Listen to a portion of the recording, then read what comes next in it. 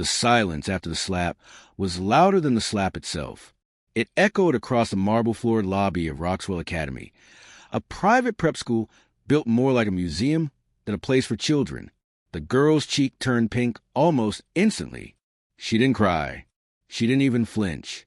She just stood there, holding the tray she'd been carrying, now covered in scattered food, a broken plate, and the stares of 30 well-dressed teenagers in matching uniforms.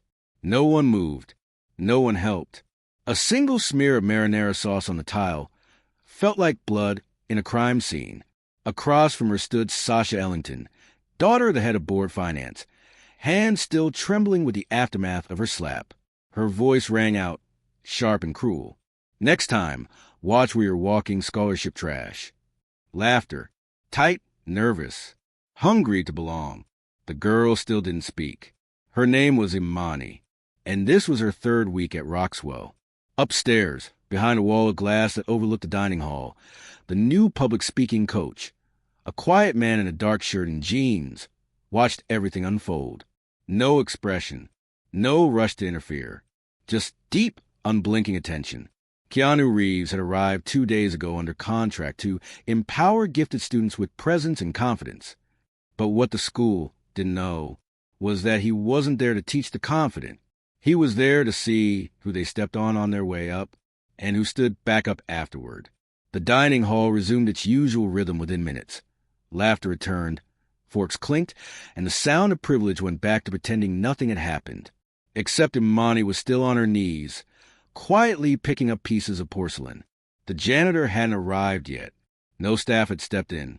Only the security camera on the ceiling turned its lens ever so slightly, capturing everything. From a nearby table, a group of students whispered, "Did Sasha really slap her?" "Totally. But Imani did bump her." "Still, that's assault." "Please." Her dad's literally on the board. Upstairs in a cramped office-turned classroom, Keanu stood behind a podium, watching the hallway through the glass. He didn't take notes. He didn't need to. His eyes tracked the ripple effect, who looked away, who laughed, who helped, and who stayed silent. And the silence told him everything. In the headmaster's office, Sasha sat curled on a leather chair, arms crossed, feigning outrage. She just charged at me. She had food everywhere. I didn't know if it was deliberate. Her father, Martin Ellington, sat beside her, half bored. "Honestly, Gerald," he told the headmaster, "my daughter shouldn't be surrounded by people who don't respect boundaries." The headmaster nodded nervously. "We'll speak to Imani." "Of course." Sasha added she should apologize to me. No one laughed this time, because it wasn't a joke. It was policy. That afternoon, Imani sat in the nurse's office alone, not for injury, but because disruption cool down had become a hidden punishment for scholarship students. She had no family to call, no emails to write, just one cracked phone with no Wi-Fi, and a slow realization settling over her. She would be punished for what someone else did. Again. Later, a knock at the nurse's door. The handle turned. It wasn't staff. It wasn't a student. It was a man in dark jeans and calm eyes. "Hi," he said gently. "You're Imani, right?" She hesitated, nodded. He smiled. "I'm Keanu. I'll be your coach for public speaking. But I think today you already spoke louder than words." Imani sat on the cot, arms wrapped around herself like armor. She wasn't used to kindness, not from adults here, and definitely not from ones who didn't look away. Keanu pulled over a plastic chair, not across the room like a disciplinarian, but close. Not too close. Just enough to say, "I'm not above you." He didn't reach for a clipboard, didn't ask for a statement. He just asked one question. "Do you want to be heard, Imani?" She looked at him, unsure. Her mouth opened, then closed. He waited, and she finally whispered, "Does it matter?" That question landed like a brick. Keanu leaned back slowly, nodding. "It depends on who's listening." Meanwhile, down the hall, Sasha was already spinning the story. "Imani's aggressive," she told a group of upperclassmen. "And weird, her family's not even from here." The others nodded, because agreeing was safer than dissent. A scholarship kid raising her voice, or even just her eyes, was seen as a threat. Later, in the small temporary classroom labeled Public Speaking Intensive, only one student showed up. Imani. Keanu didn't seem surprised. He simply smiled and motioned to the center of the room. There was no podium, no spotlight, just space. "Say something," he said softly. "Anything you want. No one's judging. Not today." She stepped forward awkwardly, cleared her throat, then, unsure of what else to say, whispered, "I don't think I'm supposed to be here." Keanu nodded once. "Good start. Now say it like you mean it." The second time she said it, it wasn't a whisper. "I don't think I'm supposed to be here." Her shoulders were straighter. Her hands stopped fidgeting. Keanu leaned forward, eyes steady. "Why not?" Imani paused. No one had ever actually asked that. She glanced toward the glass door. "Because they say so. Because I didn't buy my seat. Because I mop my own shoes when it rains." Keanu let the silence linger. Then, "That doesn't sound like truth. That sounds like someone else's story." Imani's brow furrowed. "Then what's the truth?" Keanu stood slowly, walked to the whiteboard, and wrote 3 words. "Say your own." Downstairs in the faculty lounge, Sasha's father Martin was mid-conversation with the headmaster. "This needs to be cleaned up," he said firmly. "I'm not paying $48,000 a year for PR risks." The headmaster sipped tea nervously. Martin continued, "I heard that actor's been talking to the scholarship kids. They weren't part of the program pitch. You promised controlled messaging." The headmaster stammered. "Well, he's unconventional." Martin narrowed his eyes. "Rein him in, or I will." Back in the classroom, Imani stood in front of the mirror now. Keanu had taped a single piece of paper over it. Just her name. He said, "Every time someone looks at you, you think they're seeing your clothes, your skin, your background. But you need to know what they're actually scared of." Imani blinked. "What?" "They're scared of someone who can't be ignored." A beat of silence. Then Keanu handed her a folded note. "You'll speak at Friday's assembly." Her mouth dropped open. "What?" "No, I can't." "You already did," he said. "When you didn't cry. When you didn't run. Now say it louder, with a mic." Friday arrived fast. Too fast for Sasha. She sat in the front row of the assembly hall, legs crossed, lip gloss perfect, scanning the glossy paper agenda like a lawyer before trial. Nowhere on it did the name of Imani Harper appear, which was exactly why she felt safe. Behind her, students chattered, clicked pens, checked phones. Most weren't paying attention, but someone was. Keanu Reeves stood near the back wall, arms crossed, wearing that same calm, steady look. No security, no cameras, just presence. The headmaster tapped the mic. "Thank you all for joining us. Today, we'll hear from several student voices on the theme of courage in leadership." Sasha perked up. This was her moment. She was third on the list. Everyone would see who the real leader was. But then, without warning, the mic was handed to Imani. She stepped out from the wings in a plain uniform, borrowed shoes, and a voice that hadn't yet shaken. Gasps. Whispers. Sasha stood halfway. She's not even on the program. No one moved, not even the headmaster, whose frozen face suggested he was hearing this for the first time, too. Imani stepped to the podium, her heart thundering in her chest. She could feel it in her neck, her fingertips, her knees. But then, she looked toward the back of the room. Keanu gave a small nod. Not permission, not direction. Just a reminder. Say your own. She took a breath, leaned into the mic. "I didn't grow up thinking places like this were for people like me. But then I got here and realized maybe you didn't think so either." Silence. Even phones were lowered. People call me a scholarship kid like it's a warning label. But I didn't take someone's seat. I earned mine, and I've spent every day since proving it. Sasha's face drained of color. Someone in the second row started clapping, and then another, and another. The applause was awkward at first, polite, uncertain, as if the students weren't sure whether they were allowed to clap or if they might be punished for it. But then Imani continued, Not louder, not angrier, just clearer. I didn't come here to make you comfortable. I didn't come here to steal anything.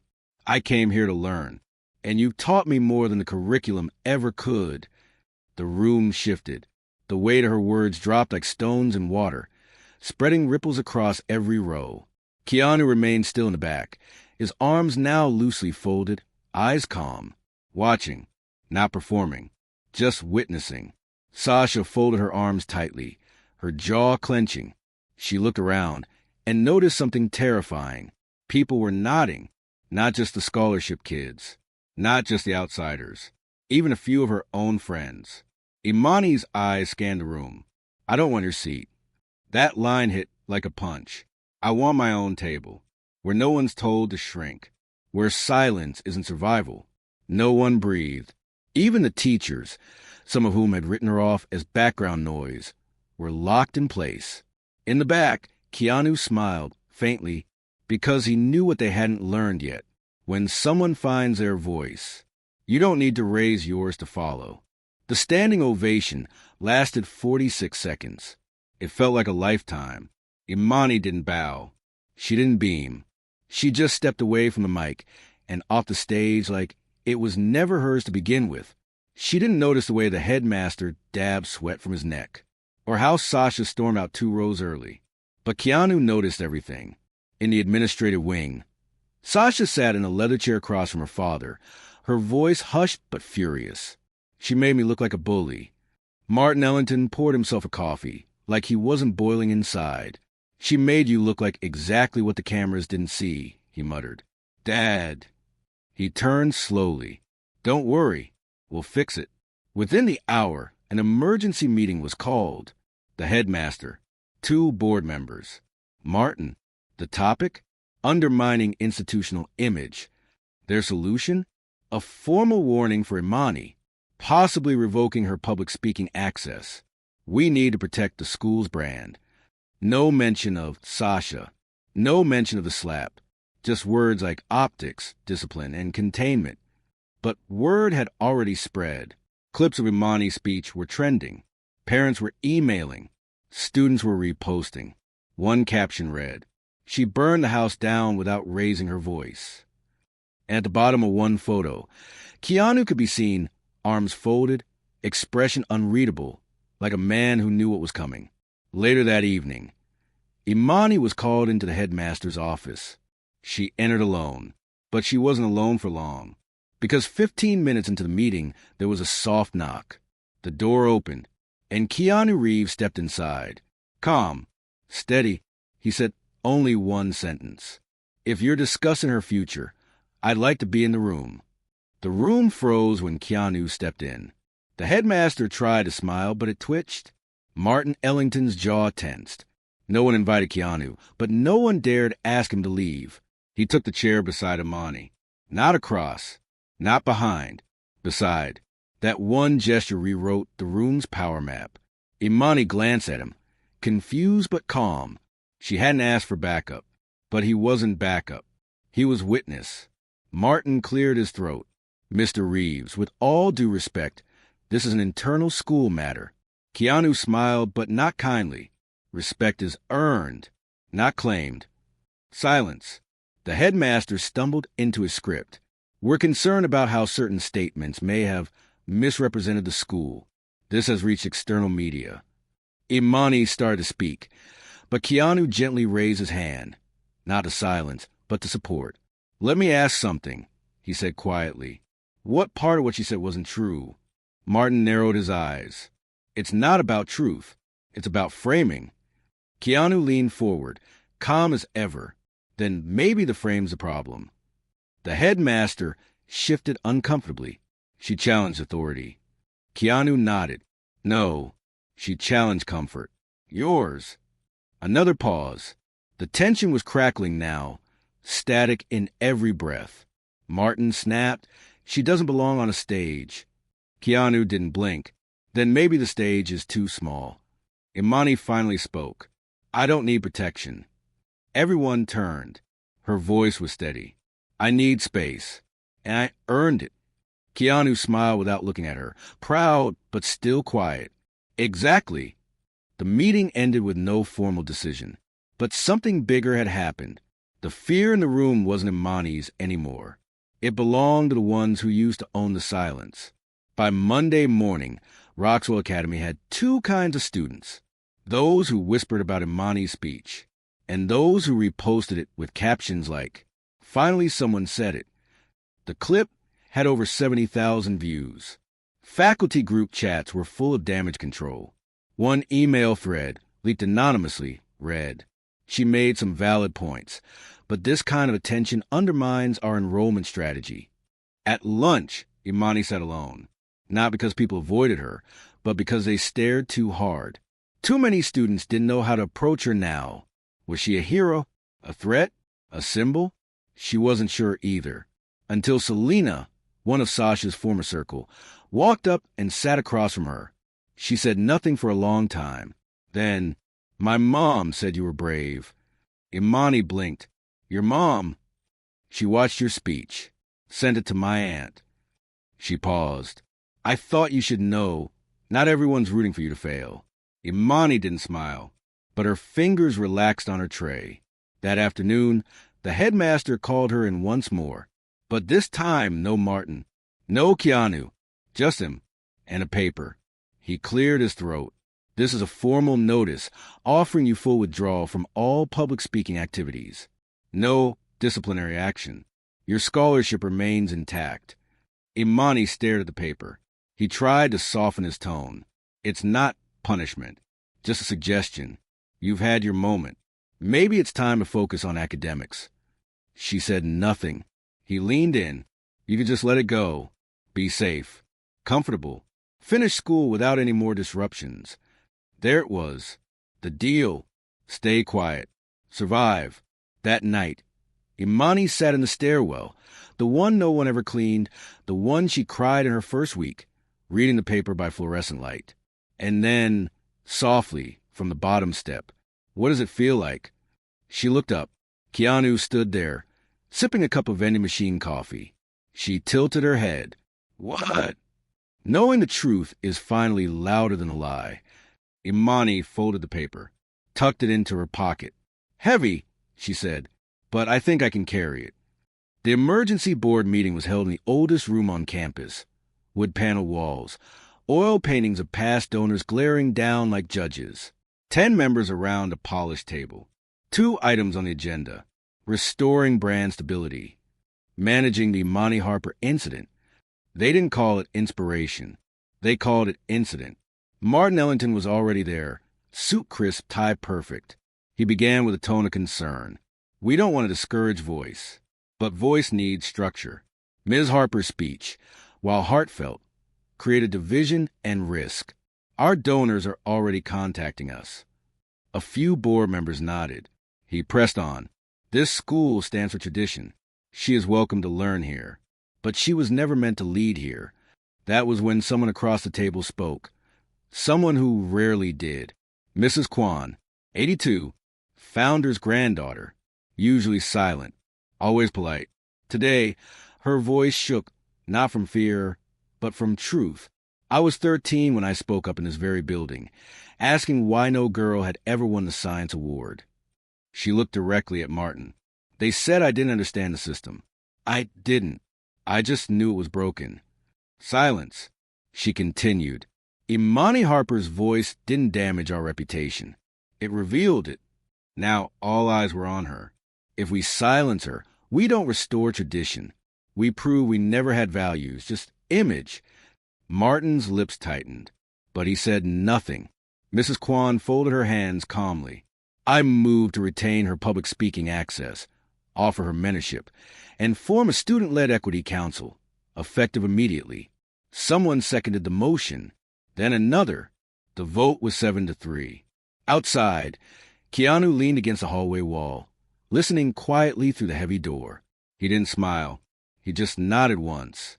Justice doesn't always roar. Sometimes it's a whisper that gets a vote.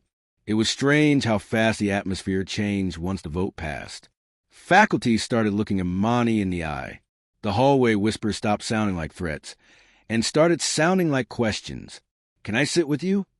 How did you learn to speak like that? Do you think things will actually change? On Monday morning, she was called into the headmaster's office again. But this time, there was no paper to sign, no veiled threats, just a woman waiting inside. Mrs. Kwan, elegant, understated, a presence. She stood as Imani walked in and offered a hand. "Imani," she said warmly, "we'd like to offer you something." She gestured to the seat across from her. Not just a platform, a position. Imani blinked. Mrs. Kwan continued, "We're forming the Student Equity Council, and I want you to chair it." The room tilted. I've never... Mrs. Kwan interrupted gently. "That's the point. You'd be the first." Downstairs, Sasha sat at her usual table, scrolling through her phone, jaw clenched as another clip of Imani played. But this time, she didn't lash out. She just sat quietly, watching, maybe for the first time in her life. She wasn't the main character. Later that day, Keanu found Imani alone on the quad bench, holding a letter of appointment in both hands like it might vanish. "You okay?" he asked. She nodded, but then she looked up, eyes damp. "What if I mess it up?" Keanu sat beside her. "You will..." She blinked. He smiled. "That's how you'll know it's real." She looked back at the paper, exhaled, then folded it neatly and stood up. The first meeting of the Student Equity Council was standing room only, every chair filled, students lining the walls, faculty in the back, unsure whether they were spectators or witnesses. At the front of the room stood Imani, not trembling, not rehearsing, just ready. She wore no special badge, no uniform change, no podium to hide behind. But she had a voice now, and she knew how to use it. Keanu stood near the door, leaning against a frame, arms folded in quiet observation. Like always, he didn't need to speak. He'd already said everything without saying much at all. Imani cleared her throat and began. "This council is not about blame. It's about building." She looked around the room. She wasn't looking for validation. She was offering something. "We're not here to fix the school's image. We're here to find its reflection and clean the mirror." Murmurs of agreement rippled through the space. No one here is invisible anymore. And if you see someone being silenced, you're already part of the problem or the solution. A pause, then the first clap, then another, and another, until the room echoed with the sound of something that had taken far too long to arrive. Respect. Outside, after the meeting ended, Keanu stepped out into the golden haze of afternoon sun. No cameras, no send-off, just a handwritten note tucked into his jacket pocket. From Imani. "Thank you for not saving me, just for seeing me." He walked off campus with the same unhurried stride he arrived with. Someone watching might have wondered who he was. But the students inside knew the truth. He wasn't the hero of the story. He just made sure the right one was heard. Clapperboard the end. Green circle, thank you for watching. Speech balloon, what would you have done if you were Imani? Or Keanu? Have you ever been told your voice was too loud? Or not allowed at all? Share your thoughts in the comments. You matter.